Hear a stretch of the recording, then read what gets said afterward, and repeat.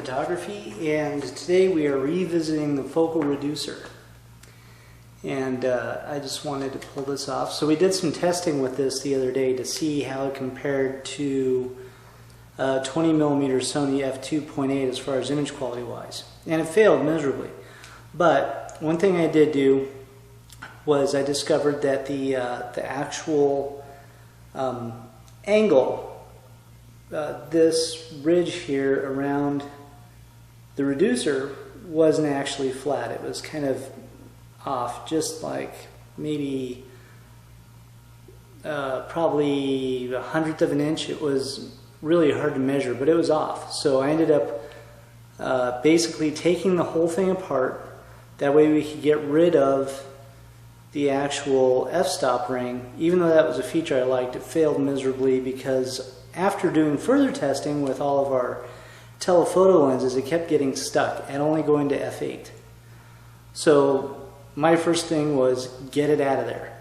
So we're going to try the Vivitar Series 1 85mm f1.8, and we'll see how that does in a telephoto test. Because like I said, I thought that this would be more appropriate for portrait work. Today we don't actually have a live model, but what we do have is a sculpture behind me that's completely made of feathers by Virgil Walker. And this is a perfect piece to actually test this out on. So let's give it a try. Alright.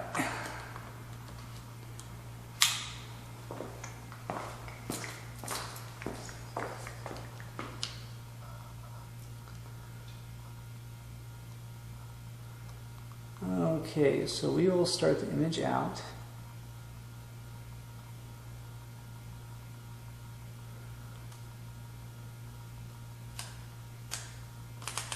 All the way open.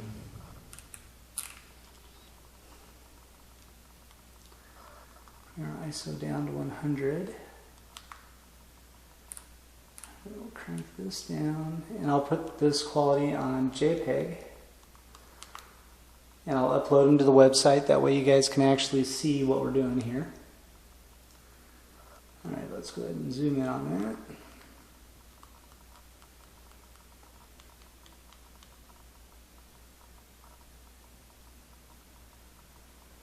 By the way, the realigning of the actual focal reducer did fix the problem on the left side.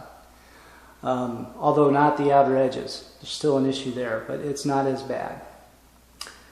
Okay, so let's bring our shutter speed down to probably about 50. Take a shot.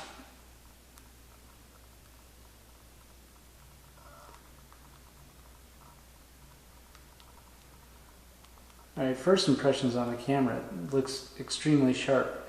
I did do a field test with a friend of mine who's model outdoors. Those will also be in the same gallery as these images, so you can see what those look like. And those actually turned out quite well as well. Alright, so what I'm going to do here is do a video, that way you can actually see what's going on. Okay, so if we zoom way in, we can focus.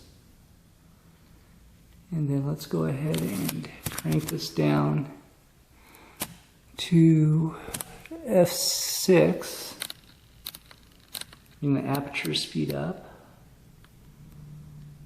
to right there. So we did some samples with that. The next lens is going to be a Nikon 55mm micro. To me, if you find a good copy of this lens, this is probably the best lens that Nikon ever made. It's perfectly flat field, there's no distortions, hardly any chromatic aberrations. This lens here, according to the serial number, is mid-60s, so a good 40 plus years old, 50 years old, and rock solid sharp. So that, with the mount, let's give that a shot. Alright. Go ahead and record this. You guys can see what's going on. And we'll start it out wide open. We'll bring that shutter speed down. We'll zoom in and focus in. Okay. Guessing right about there. All right. So, let's change our f-stop here to match. Actually, we're wide open, or no, we're all the way wide open at this point. Okay. Let's go brighter. 2+0. Take a shot. I didn't take a shot of that.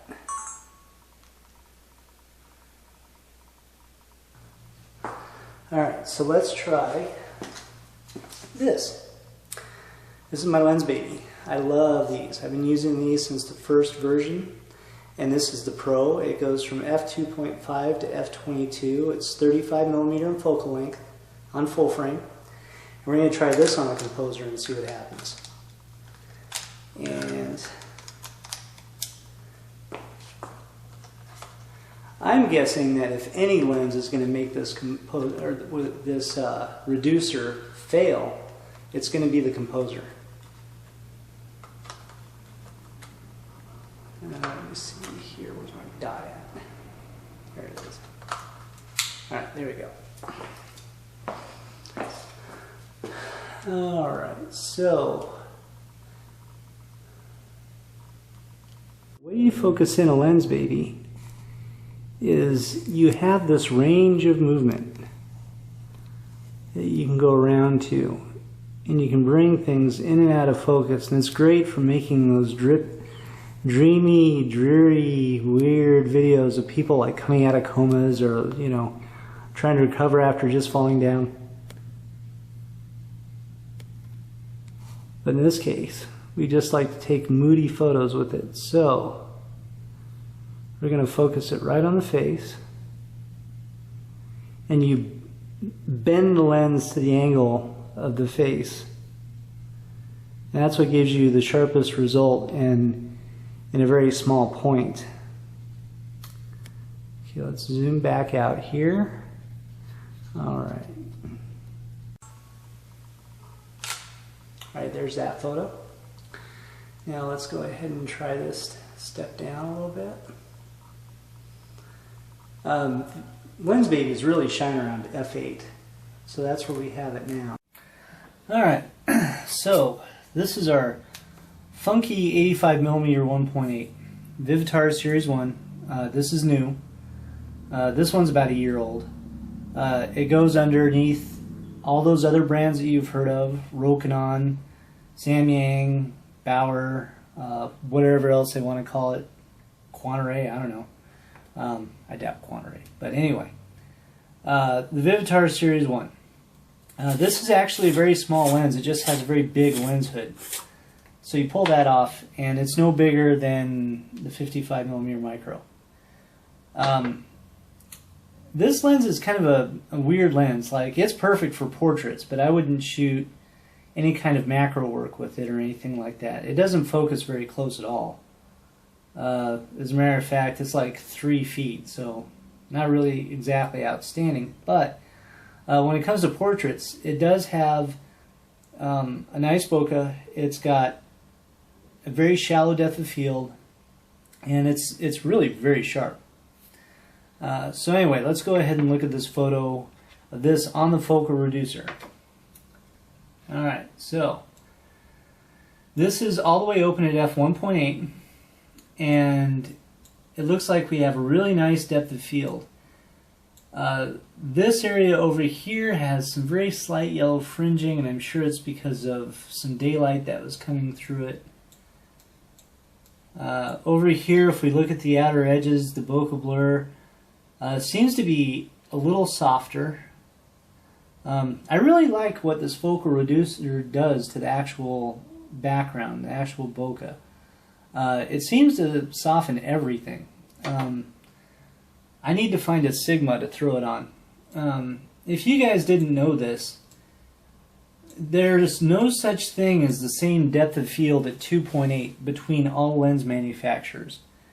Leica is a perfect example. Leica's depth of field is deeper than everybody else. So f2.8 has the equivalent depth of field as f4 on any other camera, whereas Tokina actually has very shallow depth of field, and so does Nikon, very shallow depth of field.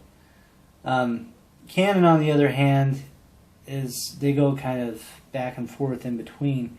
And Sigma, their whole thing is they focus really on how sharp the lens is, how high it's resolving. So they have a very deep depth of field as well. It's not quite as deep as Leica's, but it's deep. So, you know, the Sigma art lenses, they actually, even though they say f2.8 and they shoot at f4, they feel like they're more like f5.6, just because of the information that they gather. And their bokeh in the background is always a little harsher, and it's just, I don't know, it's more contrasty. So this makes it really soft and nice. It's kind of a nice thing to see. So the focal reducer definitely does pass for portrait photography. People, pets, things with a focal point that you want to shoot. But when you're trying to shoot an entire landscape scene, step down to f16, and you're trying to get everything absolutely perfect, this is so not for you. And, you know, after doing some research, I don't know if I told you guys, but this guy David that works for Metabones owns the patent on this element. And so all these focal reducers actually have to license that patent to be able to create this. So this is, in fact, the same Metabones design. The coating might actually be different on these cheaper ones, or maybe they don't have one of the coatings that's on there. But sure enough, it's, from all the reviews that I've looked at, it seems to be as sharp, in the center at least, falls off on the edges.